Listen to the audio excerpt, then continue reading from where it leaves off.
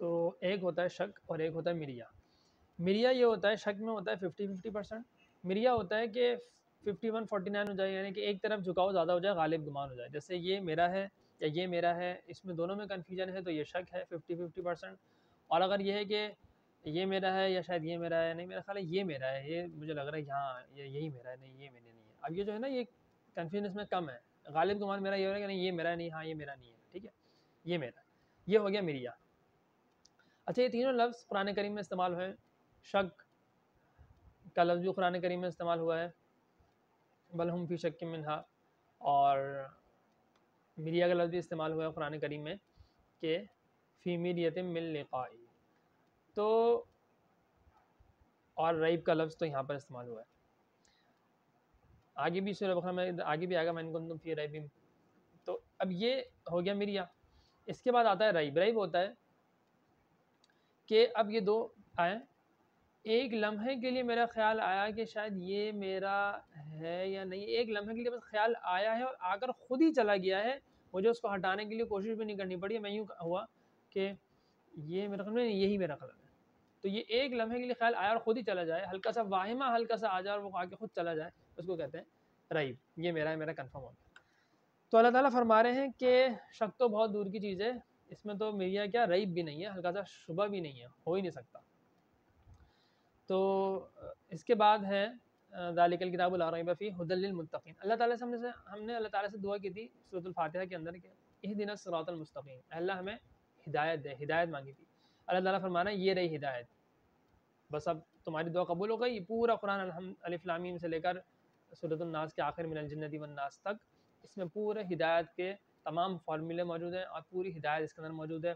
تم نے ہدایت مانگی، میں نے تمہیں دے دی، اب اس کو پڑھو، سمجھو اور عمل کرو. اب اس میں غور طلب بات یہ ہے کہ اللہ تعالیٰ نے یہاں فرمایا ہے ھدی للمتقین. تو پیچھے ہم نے بات کی تھی صراط الذین انعمت علیہم پہ. اللہ تعالیٰ ہمیں یہ دعا سکھا رہے ہیں کہ ایسی دعا مانگو کہ ان لوگوں کے راستے پر جن پر آپ نے انعام کیا ہے. یہ تو بولا ہی نہیں کہ قرآن و حدیث، حالانکہ مطلب وہی ہے کہ قرآن اور حدیث کو مانیں گے ہم تو ہم ہدایت مل جائے گی ہمیں، لیکن پھر بھی اللہ تعالیٰ نے ہمیں ان لوگوں کی طرف جوڑا ہے جو اللہ تعالیٰ سے جڑے ہوئے ہیں، جن پر اللہ تعالیٰ کے نام ہوتے ہیں. تو وہ کون ہوتے ہیں؟ وہ متقی ہوتے ہیں. تو اللہ تعالیٰ نے بتا دیا ھدی للمتقین. اور پھر دوسری بات ہے کہ متقین اور کون ہوتے ہیں، مطلب ہم متقین کی تعریف اگر سمجھنا چاہیں تو شروع میں کیا ہے، قرآن کریم کے شروع میں اللہ تعالیٰ نے ہمیں کیا بتایا کہ متقین الذین یؤمنون بالغیب، جو اللہ تعالیٰ کو بغیر دیکھے اللہ تعالیٰ کی باتوں پر ایمان لاتے ہیں، ویقیمون الصلاۃ، اور نماز قائم کرتے ہیں، ومما رزقناہم ينفقون. ٹھیک ہے. اچھا، رزقناہم ينفقون میں زکوٰۃ بھی آ گئی، صدقات بھی آ گئے. اس کے بعد ہے کہ یعنی ومما رزقناہم ينفقون کا مطلب ہے کہ جو ان کو دیا اس میں سے وہ خرچ کرتے ہیں اللہ کے راستے میں. والذین یؤمنون بما انزل الیک، کہ اے اور وہ لوگ کہ جو آپ پر نازل ہوا ہے اس پر ایمان لاتے ہیں. اب یہاں بھی اللہ تعالیٰ آرام سے سمپل سی بات یہ تھی کہ جو قرآن پر ایمان لاتے ہیں، اللہ تعالیٰ پر کیا، اللہ کے نبی پر کیا نازل ہو رہا تھا، محمد صلی اللہ علیہ وسلم پر کیا نازل ہو رہا تھا، قرآن کریم نازل ہو رہا تھا. تو اگر یہ اتنا بڑا جملہ بولا کہ بما انزل الیک، اس کی جگہ بولتے تھے بالقرآن، تو یہ زیادہ آسان بھی تھا، لفظی اعتبار الفاظ کے اعتبار سے بھی آسان تھا، سمجھنے میں بھی آسان تھا، مختصر بھی تھا. قرآن کریم کا تو معجزہ یہ ہے کہ بہت مختصر ہوتا ہے، ایک دو لفظ میں پوری بات ہو جاتی ہے، اور بہت مختصر ہوتا ہے لیکن پھر بھی مکمل ہوتا ہے، یعنی مختصر ہونے کی وجہ سے ادھورا پن اس میں نہیں ہوتا. تو یہاں اللہ تعالیٰ نے کہ اللہ تعالیٰ کو نعوذ باللہ یہ بات نہیں پتا کہ یہاں پہ القرآن کہہ سکتا ہوں میں کہ الذین یؤمنون بالغیب ویقیمون الصلاۃ ومما رزقناہم ينفقون والذین یؤمنون بالقرآن والذین یؤمنون بما انزل الیک، اتنا لمبا جملہ اللہ تعالیٰ بیان فرما رہے ہیں.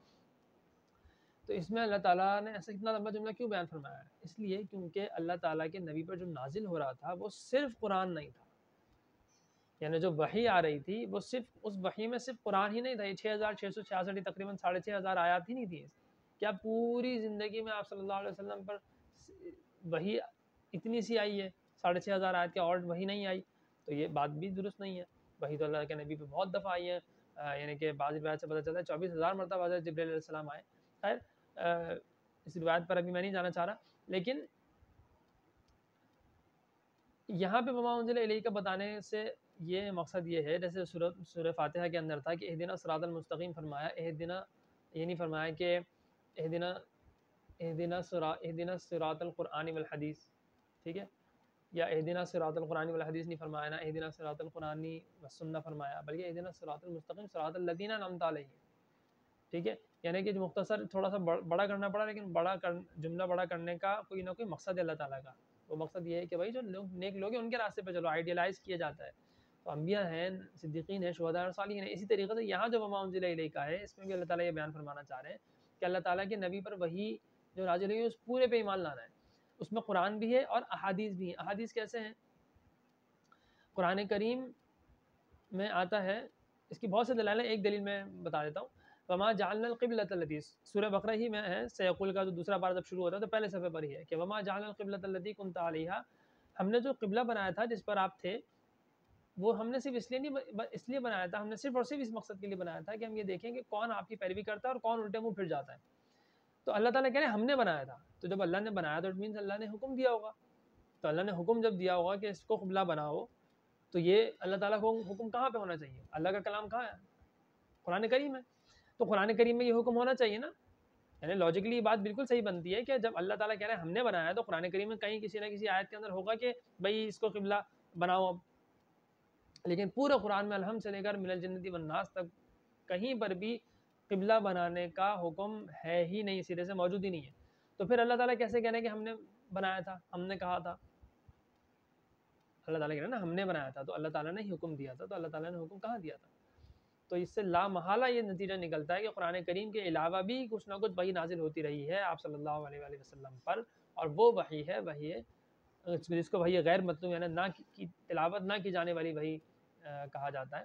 تو وہ یعنی نماز میں اس کی تلاوت نہیں ہوتی، احادیث کی تلاوت نہیں ہوتی، تو وہ بھی وحی ہے اور قرآن کریم بھی وحی ہے. فرق صرف اتنا ہے کہ بہت سے فرق ہیں، دو فرق بڑے بڑے یہ ہیں کہ ایک تو قرآن کریم کو تلاوت کیا جاتا ہے، وہ وحی مطلوب ہے، تلاوت کی جانے والی وحی، اور احادیث کو تلاوت نہیں کیا جاتا نماز میں. دوسرا فرق یہ ہے کہ قرآن کریم میں الفاظ بھی اللہ تعالیٰ ہی کے ہوتے ہیں، اور اللہ تعالیٰ جو ہم سے چاہتے ہیں، اللہ تعالیٰ کا مطالبہ جو ہوتا ہے وہ بھی اللہ تعالیٰ کا ہوتا ہے. یعنی مفہوم، مطلب، معانی، مراد اللہ تعالیٰ کی ہے، الفاظ بھی اللہ تعالیٰ کے ہیں. احادیث میں مراد تو اللہ تعالیٰ کی ہوتی ہے لیکن الفاظ اللہ تعالیٰ کے نہیں ہوتے. یہ بہت بڑا میجر فرق ہے. تو الذین یؤمنون بما انزل الیک، کہ جو کچھ بھی آپ صلی اللہ علیہ وسلم پر نازل ہے ان سب پر ایمان لانا ضروری ہے. بما انزل من قبلک، جو آپ سے پہلے نازل ہے ان سب پر بھی ایمان لانا ضروری ہے. اب وہ ہمیں نہیں پتہ کیا ہے، لیکن ہمیں اتنا ایمان ہے کہ جو نازل کیا اللہ نے برحق نازل کیا.